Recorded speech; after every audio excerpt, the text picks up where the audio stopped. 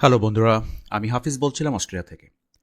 আমি ফেসবুকে অত নিয়মিত না, কিন্তু আমি যেটা চেষ্টা করি যে প্রতি সপ্তাহে ২ থেকে ৩ দিন ফেসবুকের পিটি সংক্রান্ত যে গ্রুপগুলো আছে বাংলাদেশে, সেখানে স্ক্রল করি এবং দেখার চেষ্টা করি যে আ ডেফিনিটলি আ যখন একটা গ্রুপ হয়, সেই গ্রুপে অনেক ধরনের সাজেশনস বা রিকমেন্ডেশনস বা অ্যাডভাইস আসে। বাট কিছু, কিছু ক্ষেত্রে মনে হয় যে অ্যাডভাইস বা সাজেশনস বা রিকমেন্ডেশনগুলো আছে সেগুলো ভেরিফাইড না।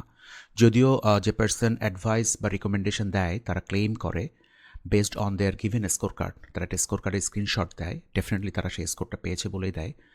এবং তারা তাদের এক্সপেরিয়েন্স থেকে the way they got the score, I repeat, the way they got the score, they believe that others should follow that and they can get the score in that way.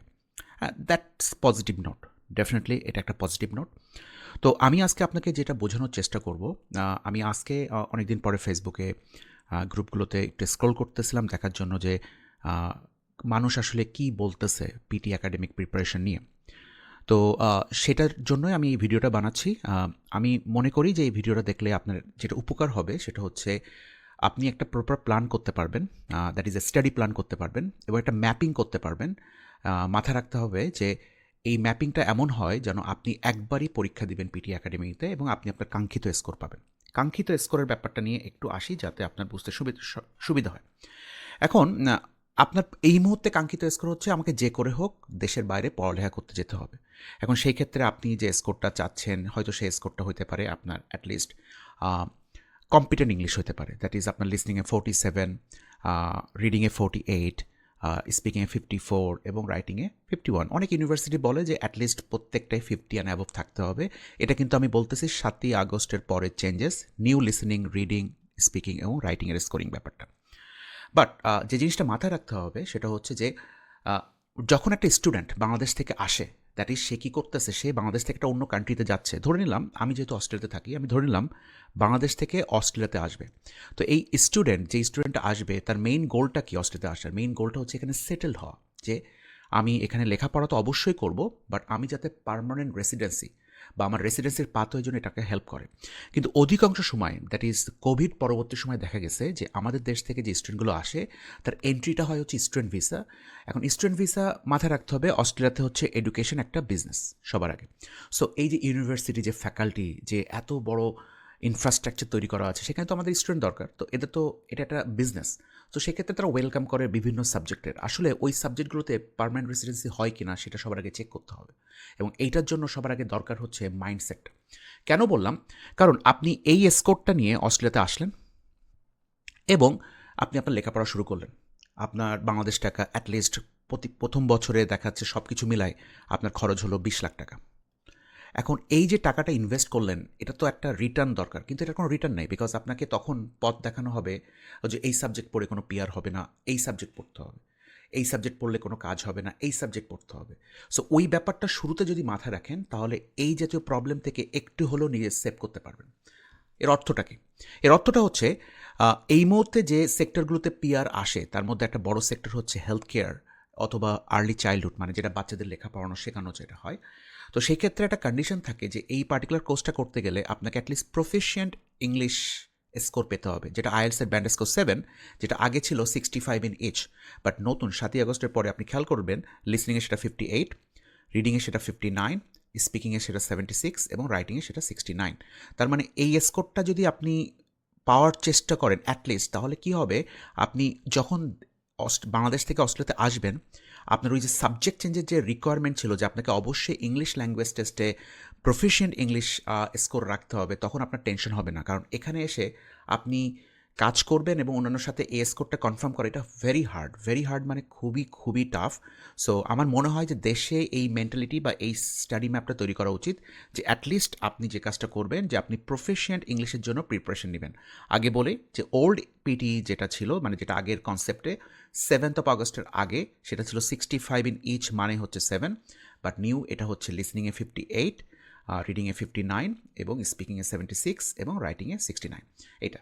আর যারা migrate করতে চাচ্ছেন যে না আমরা হচ্ছে skill migration করবো, আমরা অনেক দিন দেশে জব করেছি, সেক্ষেত্রে আমরা পয়েন্ট বেস মাইগ্রেশন সিস্টেমে আসতে গেলে আপনার সুপিরিয়রকেও টার্গেট করতে পারেন, যেক্ষেত্রে আপনি 20 পয়েন্টস ক্লেম করতে পারবেন। 20 পয়েন্টস ক্লেমের অর্থ হচ্ছে একটা স্টুডেন্ট যখন ইউনিভার্সিটি লেখাপড়া করে 2 বছর সে 50 থেকে 60 লাখ টাকা খরচ করে যে লেখাপড়া করে তার জন্য সে যে পয়েন্টটা পায় আপনি কিন্তু সুপার ইংলিশের জন্য সেই একই পয়েন্ট পাবেন।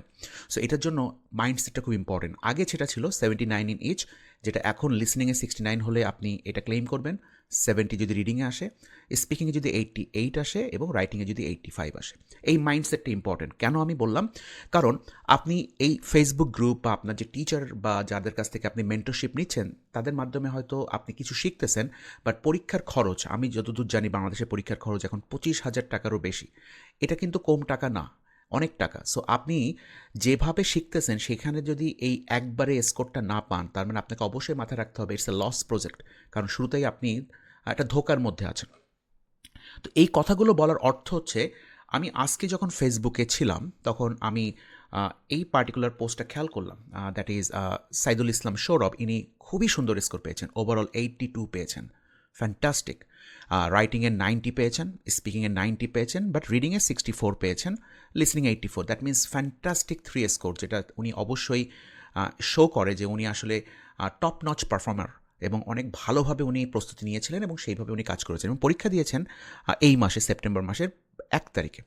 এখন উনি যে পোস্টটা লিখেছেন সেই পোস্টটাই উনি যেটা আমি যেটা জায়গাটা নিয়ে আমি একটু কনসার্ন, সেই জায়গাটা নিয়ে আমি একটু কথা বলি, তাহলে বুঝতে সুবিধা হবে। উনি এখানে একটা কথা লিখেছেন যে সামারাইজ সামারাইজ রিটেন টেক্সট নিয়ে টেনশন নট এনিমোর। মানে সবচেয়ে আগে কথা হচ্ছে যে ওনার স্কোর এবং এই পার্টিকুলার লাইনটা টোটালি কন্ট্রাডিক্ট করে। কেন কন্ট্রাডিক্ট করে আমি এটা বোঝাচ্ছি যাতে আপনারা বুঝতে পারেন। সো উনি যেটা লিখেছে যে এই পিউনি অথবা এই যে পোর্টালগুলো আছে যেখানে স্কোর চেক হয়, সেক্ষেত্রে হচ্ছে মানে এখানে আমরা যদি খারাপ পাই তাতেও সমস্যা নেই, বিকজ ওনার এক্সপিরিয়েন্স যে the real Pearson update happen on August 7, I personally gave my exam on September 1st and আলহামদুলিল্লাহ আই গট 90 ইন রাইটিং। ভালো করে বোঝেন, 90 ইন রাইটিং যেটা উনি পেয়েছেন, আলহামদুলিল্লাহ, মাশাল্লাহ। এবং উনি কথা বলছেন সামারাইজ রিটেন টেক্সট নিয়ে। Copy pasting in SW still works, but there are few things you need to remember. কিছু জিনিস মাথায় রাখতে হবে, ডেফিনেটলি এটা হচ্ছে একটা ট্রিকি ব্যাপার, অবশ্যই মাথায় রাখতে হবে। কিন্তু প্রশ্ন হচ্ছে যে উনি ভ্যালিডেট করতেছে যে উনি যে স্কোরটা পেয়েছেন রাইটিংয়ে because of summarize written text, but রিডিংয়ে উনি স্কোর পাননি, এটা নিয়ে উনি কোনো কোশ্চেন করেননি। এখন সবার আগে যে ব্যাপারটা মাথায় রাখতে হবে যে PT has some integrated scoring mechanism. এর মানে কি? এর মানে হচ্ছে যে SWT, যেটাকে আমরা সামারাইজ রিটেন টেক্সট বলতেছি, এই SWT যদি এটা core part of writing, but এটা আপনাকে রিডিংও স্কোর দেয়। খেয়াল করেন, উনি যদি খুবই ভালো পারফর্ম করে থাকেন SWT-তে, তাহলে ওনার রিডিংয়ের স্কোর কম আসলো কেন? হয়তো ওনার ব্যাখ্যা হচ্ছে যে আমি ফিল ইন দ্য ব্লাঙ্কসে ভালো করতে পারিনি, হতে পারে। বাট লজিক্যালি এটা অ্যান্সার না। হোয়াই? বিকজ লাস্ট 10 ইয়ার্স ধরে আমি যখন পিটি একাডেমির প্রিপারেশন নিই, যেহেতু অস্ট্রেলিয়াতে যেটা হয়, একটা স্টুডেন্ট মাল্টিপল টাইমস পরীক্ষা দেয়, কারণ এখানে একটা স্টুডেন্ট পরীক্ষা দিতে হয়তো 475 রাইট নাও লাগে, হয়তো 1 উইকে সে পারেনি, পরের উইকে আবার পরীক্ষা দিচ্ছে, যেটা আমাদের দেশে সম্ভব না, কারণ 25,000 প্রতি সপ্তাহে কে পরীক্ষা দিবে। বাট যেহেতু তারা আর্ন করে ডলারে, পেও করতেছে, আদারওয়াইজ তাদের তো সলিউশন হবে না। সো যারা যতক্ষণ পর্যন্ত সলিউশন না হয় তারা পরীক্ষা দিতেই থাকে। তো যখন তাদের ধরেন এমন স্টুডেন্ট আমি দেখেছি যে 19 বার পরীক্ষা দিয়ে আমার কাছে এসছে এবং 20 টাইমসে সে পরীক্ষায় ওই 20 বারের মার সে স্কোর পেয়েছে, যে এই 19 বারের তার স্কোর অ্যানালাইসিস আমার করতে হয়েছে যে কেন সে স্কোর পায়নি। তো সেই প্রেক্ষাপটে বলতেছি যে আপনি যখন পরীক্ষা দিবেন আপনাকে সবার আগে জানতে হবে স্কোরিং মেকানিজমটা কীভাবে কাজ করে। তো সেইটার জন্য আপনি আগে চলে যাবেন যে আমি কোন কোন জায়গা থেকে আমি আমার স্কোর আসবে। সো একটু খেয়াল করেন, আমার রাইটিংয়ে আছে সামারাইজ রিটেন টেক্সট এবং রাইট এসে, বাট আমার রাইটিংয়ে স্কোর আসতেছে কোথা থেকে? 7ই আগস্টের পরে আমার রাইটিং স্কোর আসতেছে হচ্ছে এই 2টা question, on top of that summarise spoken text and write from dictation. আমার কিন্তু আর অন্য কোথা থেকেও কিন্তু স্কোর আসবে না, দ্যাট ইজ এই 4টা কোশ্চেন থেকে কিন্তু আমার রাইটিংয়ের স্কোর আসবে।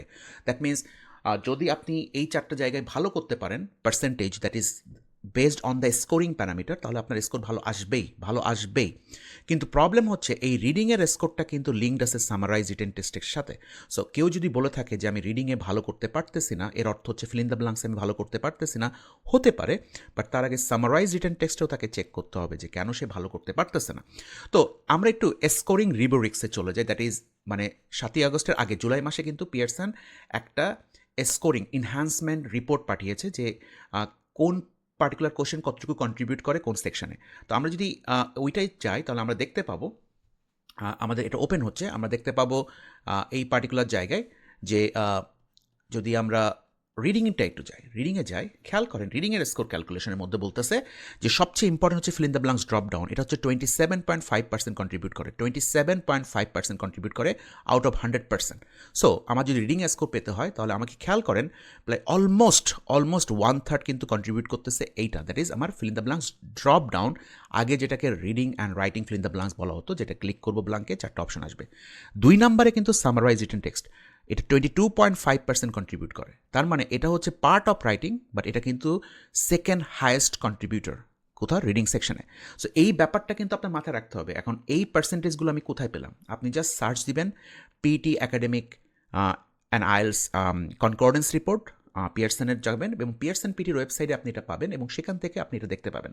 এখন আমি এই কথাগুলো কেন বলতেছি? বিকজ ওই যে 25,000 টাকা, কারণ আপনি যে তথ্যগুলো নিয়ে প্রিপারেশন নিচ্ছেন, আপনি যে সিস্টেম থেকে প্রিপারেশন নিচ্ছেন, আদৌ কি আপনাকে ওটা সাপোর্ট দিচ্ছে যে আপনি আপনার যেটা স্কোর সেটা আপনি একবারে পাবেন, সেটা আপনার মাথায় রাখতে হবে। এবার আসি যে আরেকটা পয়েন্টে, যে উনি একটা ক্লেম করেছে যে ধরেন এইপিউনি অথবা আলপা whatever it is. So সবার আগে আমাদের মাথায় রাখতে হবে this kind of portal 95% inaccurate, মানে অবশ্যই 95% অ্যাকুরেট কোন কোন ক্ষেত্রে?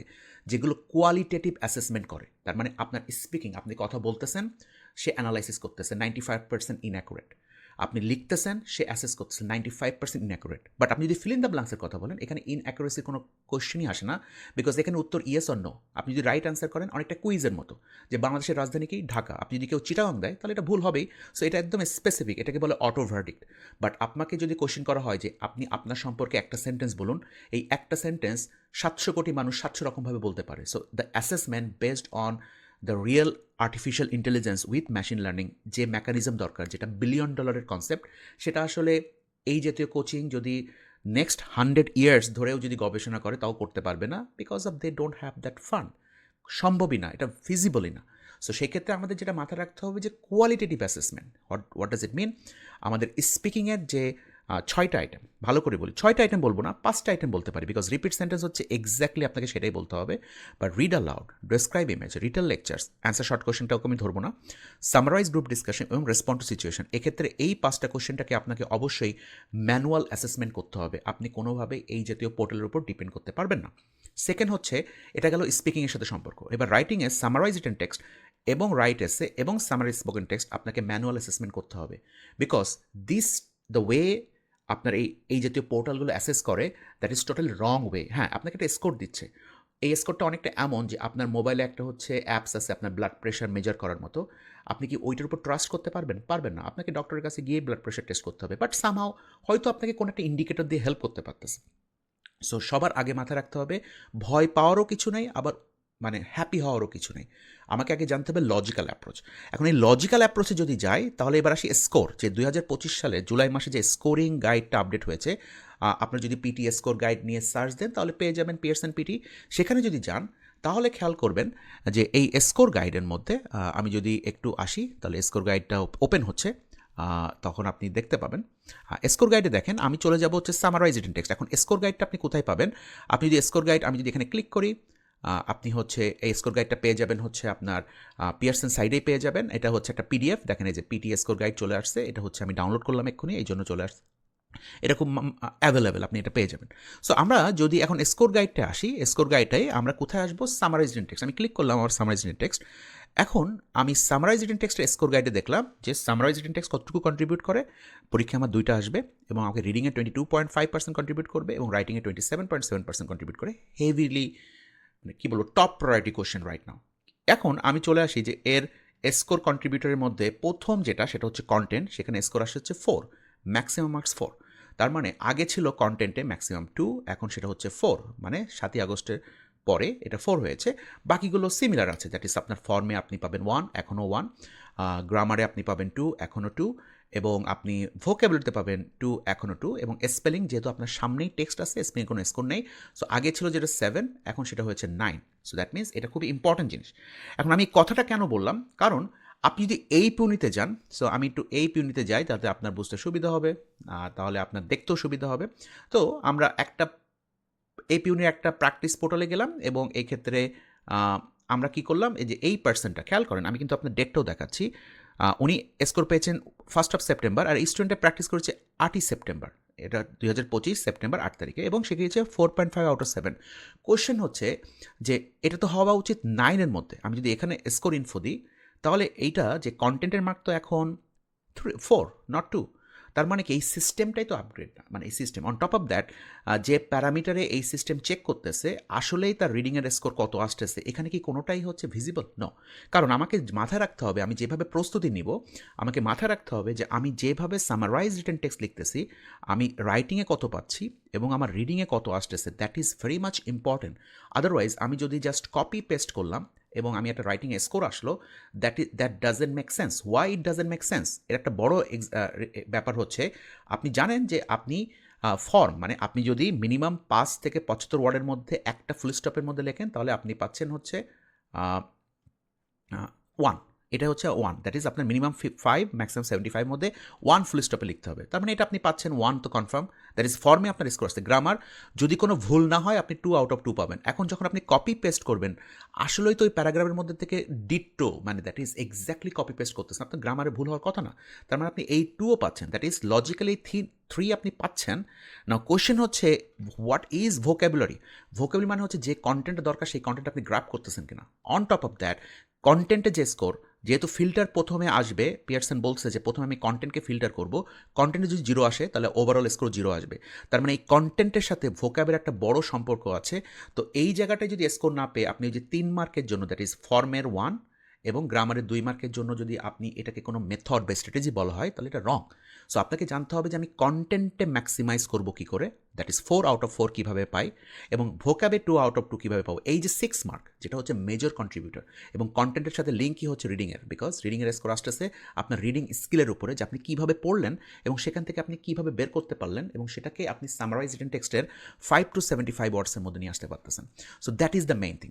সো আমার মনে হয় যে ডেফিনেটলি এটা হচ্ছে একটা কী বলবো, মোটিভেশনাল পোস্ট। ডেফিনেটলি আপনারা মোটিভেটেড হবেন, বাট মাথায় রাখতে হবে রং ওয়েতে মোটিভেটেড হয়েতে যদি আপনি আপনার 25,000 টাকা নষ্ট করেন, এটা লজিক্যাল হবে না। আমি এই ভিডিওটা বানাচ্ছি না যে ওকে ওয়েলকাম আমার কাছে কোচিং করতে পারেন, নো। আমি বানাচ্ছি যে আপনাকে মাথায় রাখতে হবে যে it's not about just this shortcut techniques. অবশ্যই এই শর্টকাট টেকনিকটা হচ্ছে অনেকটা চেরি অন দ্য টপ, মানে যেটা একটা কেকের উপরে চেরি থাকে সেটা, বাট আপনার কিন্তু কেক বলতে চেরিকে বোঝায় না। সো আপনি অবশ্যই যেহেতু ইউজ করতে পারবেন যখন আপনি প্রুফ রিড করবেন, যে ওকে আমি কনসেপ্টটা ধরতে পারছি, বাট আমি যেভাবে কন্টেন্টটা গ্রাব করলাম, আমি কোন কোন সেন্টেন্সটা আমার ইম্পর্টেন্ট ছিল সেটাকে আমি যদি কোনো প্যারাফ্রেজ করে থাকি, প্যারাফ্রেজ যে করতেই হবে এমন কোনো কথা নেই, বাট প্যারাফ্রেজ করে থাকলে আমি কোনো গ্রামাটিক্যালি মিস্টেক করেছি কিনা, স্পেলিং কোনো ভুল আছে কিনা, তারপর আমার কোনো পাংচুয়েশনে ভুল আছে কিনা, আমি একটা ফুল স্টপের মধ্যে লিখতে পারতেছি কিনা, আমি যে কন্টেন্টগুলো ইম্পর্টেন্ট ছিল 2টা প্যারাগ্রাফ যদি থাকে ওটার মধ্যে সামারাইজ রিটেন টেক্সট যেটা ছিল 2টা প্যারাগ্রাফের মধ্যে আমার 2টাকে আমি অ্যাড্রেস করেছি কিনা। সো এই ব্যাপারটা খুব ইম্পর্টেন্ট, এবং এটা তখনই সম্ভব যখন আপনি কাউকে দিবেন, সেটা এই ইউনিটে প্র্যাকটিস করেন, এভিসি পোর্টালে প্র্যাকটিস করেন, এবং আপনার ট্রেনার বা মেন্টর সেটাকে ম্যানুয়ালি ফিডব্যাক দিবে আপনাকে যে হেই ফ্রেন্ড অথবা হেই ব্রাদার অ্যান্ড সিস্টার, দেখুন আপনি এই ভুল করেছেন, আপনার এই জায়গাটা এটা হওয়া উচিত ছিল। এর মানে এই না যে আপনি স্কোর পাননি ওই জাতীয় পোর্টালে তাই আপনি আনহ্যাপি, অথবা আপনি পেয়েছেন আপনি হ্যাপি। মেক শিওর করবেন রং মেডিসিন খেয়ে যদি আপনি সামহাও আপনার কাছে মনে হয় যে না আমার এখন আর পেটে ব্যথা হচ্ছে না, বাট আপনার মেডিসিন যদি রং হয়, লং টার্মে কিন্তু এটা বড় ধরনের ইম্প্যাক্ট পড়তে পারে। সো সবার আগে জানতে হবে যে মেথড, যে বেসিক অ্যান্ড ফান্ডামেন্টালস আপনি এটা গ্রহণ করতেছেন এবং আপনি প্র্যাকটিস করতেছেন, এটা আসলে আপনার হেভি ইনভেস্টমেন্টে সাপোর্ট করতেছে কিনা। What is call heavy investment? যে 25,000 টাকা, এটা কিন্তু একটা heavy investment. On top of that কয়েক মাস ধরে আপনি লেখাপড়া করতেছেন, আপনি স্বপ্ন বুনতেছেন। সো মাথায় রাখবেন যে প্রথমবারে স্কোর পাওয়াটা হচ্ছে খুব ইম্পর্টেন্ট, এবং এটা কীভাবে প্রমাণ হয়? এটা প্রমাণ হয় যে আপনি কীভাবে প্র্যাকটিস করতেছেন, কীভাবে মক টেস্ট দিচ্ছেন, অ্যান্ড কীভাবে ম্যানুয়াল ফিডব্যাকটা আপনি পাচ্ছেন আপনার টিচারের কাছ থেকে, যে টিচার প্রত্যেকটা জায়গায় চেক করে আপনাকে বলতেছে what's the problem and why it's a problem and how to solve it. এইটা বলার পরে আপনাকে আরেকটা র্যান্ডম একটা সামারাইজ রিটেন টেক্সট আপনার সামনেই পড়বে 4 মিনিটে, বুঝাই দিবে আপনাকে যে এইটা হচ্ছে এই কারণে, আপনি এই হচ্ছে মেইন কন্টেন্ট, এইটা হচ্ছে মেইন ভোক্যাবুলারি, এটাকে এইভাবে লিখতে হয়, তারপর আপনাকে বলবে আপনি আরেকটা করেন। So that is call the learning, that is call the demonstration. So ওইটা যখন আপনি করতে পারবেন, ইনশাল্লাহ আপনার প্রস্তুতি খুব সফল হবে। ধন্যবাদ। আমি লম্বা একটা ভিডিও হয়ে গেল, বাট আমার মেইন যে অবজেক্টিভ ছিল সেটা হচ্ছে মাথায় রাখা যে ভাইয়া বা আপুরা যারা আপনার প্রিপারেশন নিচ্ছেন, অবশ্যই আপনারা এই মুহূর্তের সবচেয়ে বড় প্রিপারেশন হচ্ছে যে করে হোক বাংলাদেশের শাহজালাল এয়ারপোর্ট থেকে আমাকে ল্যান্ড করতে হবে অন্য কান্ট্রিতে, that's a good sign. But তার আগে মাথায় রাখবেন যে life in other countries is very hard to, because এখানে সার্ভাইভ করাটাও একটা কঠিন ব্যাপার, নতুন একটা পরিবেশ। সো মাথায় রাখবেন যে যত বেটার ওয়েতে আপনি প্রিপারেশনটা নিয়ে আসবেন, দ্যাট ইজ আপনি যদি প্রফেশনাল ইংলিশ নিয়ে চলে আসতে পারেন, so that will help you lot, আপনাকে অনেক অনেক সাপোর্ট দিবে। এবং দিন শেষে আপনি ফিল করবেন যে না, আমার এই লোডটা আমাকে এই দেশে এসে নিতে হবে না, যদি আমার কোনো একটা সাবজেক্ট চেঞ্জ করতে হয় বা আমি যে স্কিল চেঞ্জ করতে হবে। Thank you very much.